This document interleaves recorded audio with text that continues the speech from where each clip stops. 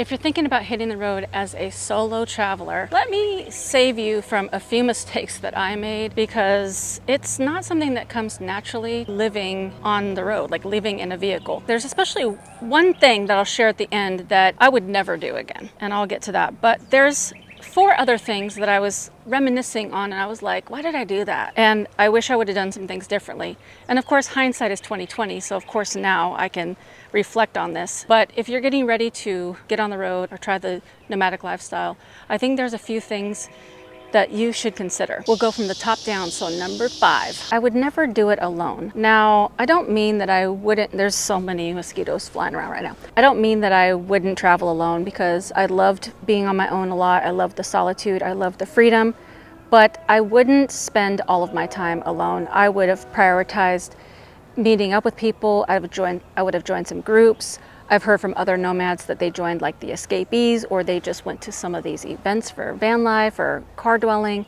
And I did go to a few, but I didn't prioritize that because I was always filming and editing and trying to figure out content for the channel. And so that was my full-time job. I just spent a lot of time by myself.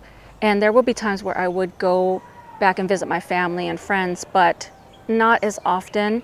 So I really missed out on that, and it really messed with me mentally. I know this is sort of counterintuitive to the freedom of just being on the road and just being whimsical and doing whatever you want whenever you want.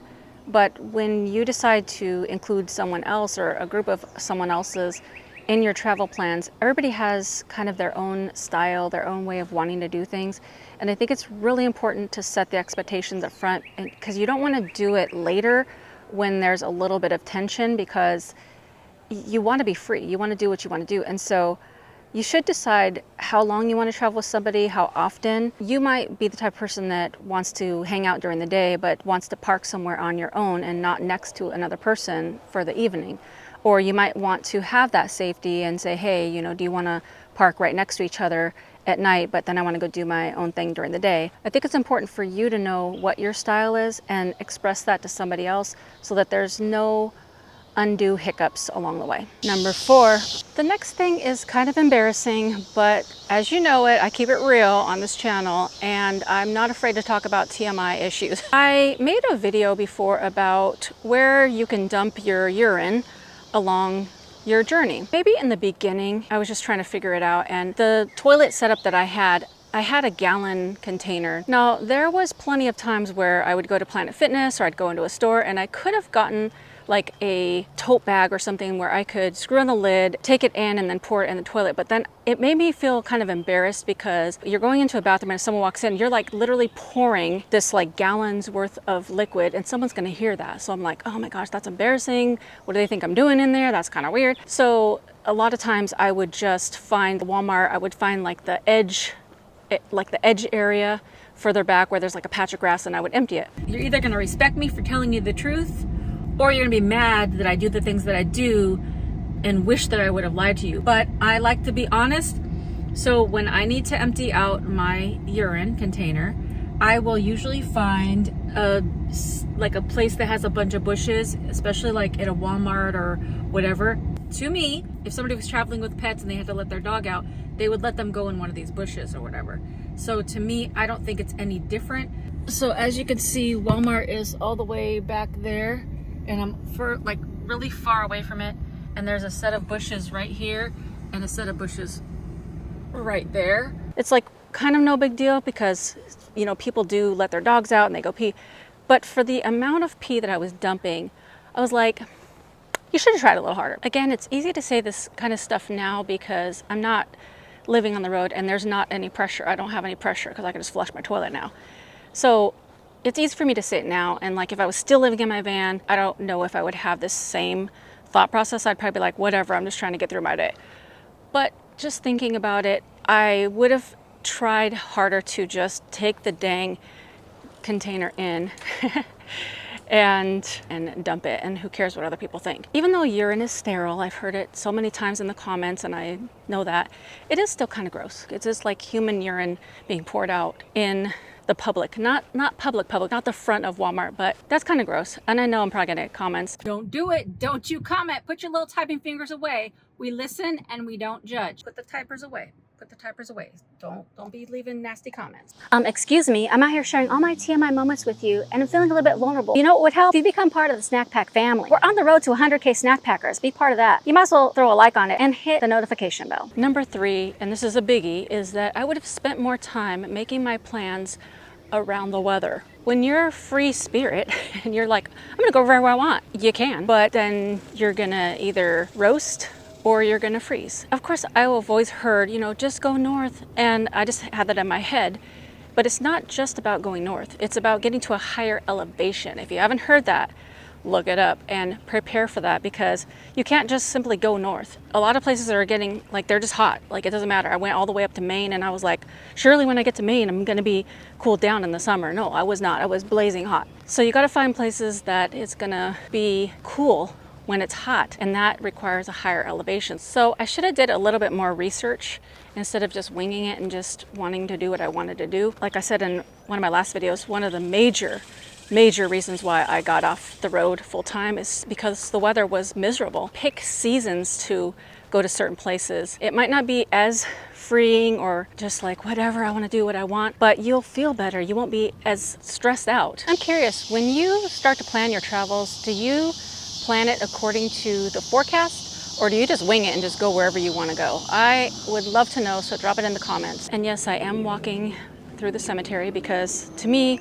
cemeteries are just simply peaceful and reflective, and that's just something that I enjoy. That sounds bad. I don't enjoy it because there's dead people, but it helps me to be grateful for the life that I am living. Number 2, I wouldn't try to just tough it out just to prove something. To either prove it to myself or prove it to other people. I should have just listened to my spirit, listened to my intuition, and just been like, bro, you need a break. And this just doesn't like always just apply to being a nomad.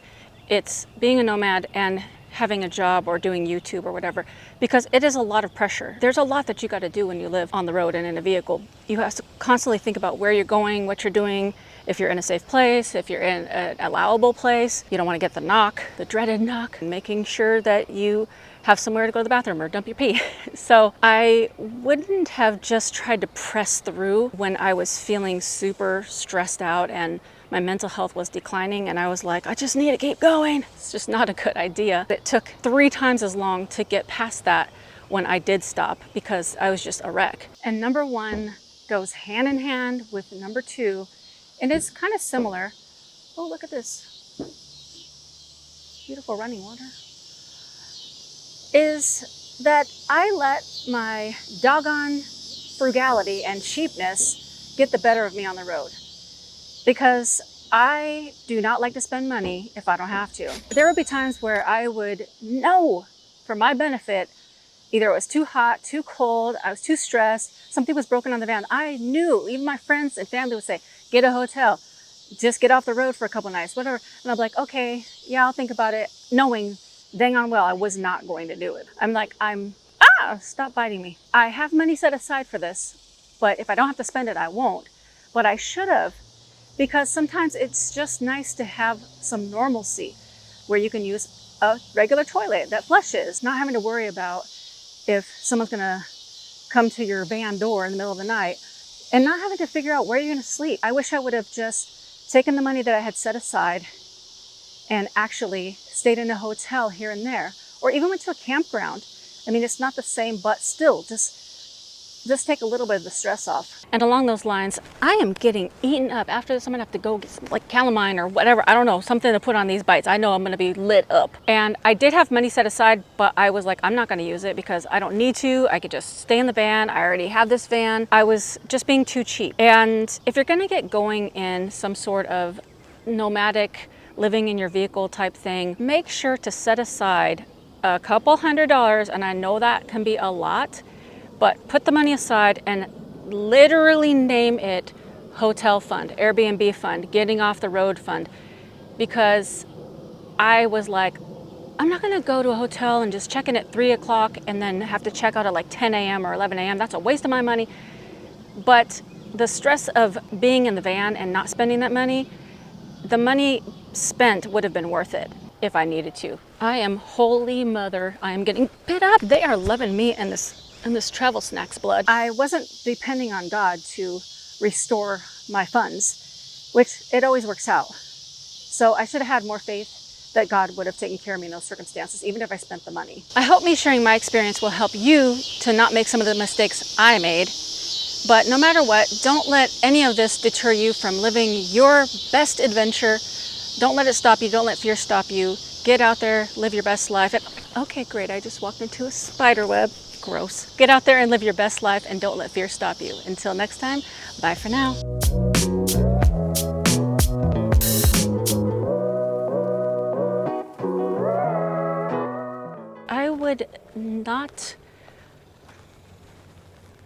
I would have just, so even a place like, what's the name of that? I hope that me sharing my, but no matter what, You know what would help is if you could be... Well, I hope me sharing my experience. Are you talking? Snack time.